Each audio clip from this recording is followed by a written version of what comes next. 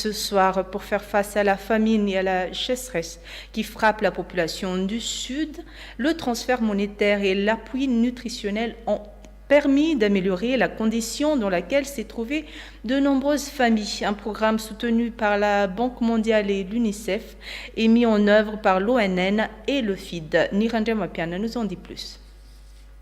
Une malnutrition sévère, une économie en berne, un abandon scolaire, ce sont les conséquences de la sécheresse qui a sévi dans le district d'Amboissar, Ambouvumbe, Belou.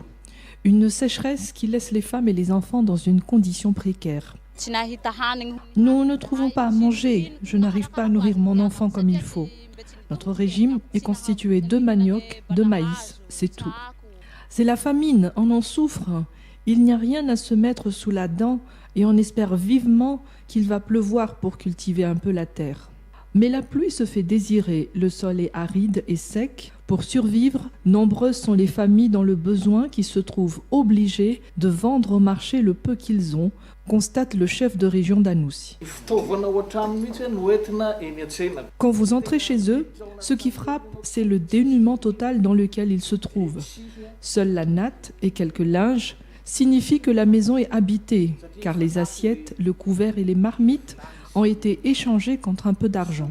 D'autres ont préféré quitter la région pour chercher une herbe plus verte ailleurs, avec l'espoir de trouver de quoi se mettre sous la dent. Ils migrent vers la région Bouin, Diana et partout à Madagascar pour chercher une condition de vie plus sereine et décente.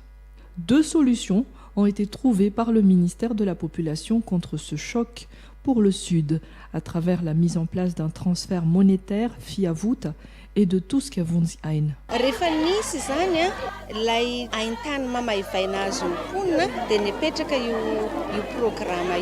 Ce programme a été mis en place face à la sécheresse qui a conduit à la famine dans le Sud. Ça a été une urgence et une question de survie pour la population. 1 an après, avec l'amélioration de leurs conditions de vie, le transfert monétaire a été soumis à des conditions. Nous avons donc priorisé la scolarisation des enfants, l'alimentation, l'achat de fournitures scolaires et le suivi médical des enfants. La Banque mondiale et l'UNICEF ont financé ce projet de transfert monétaire confié à l'ONN et FID. Et le projet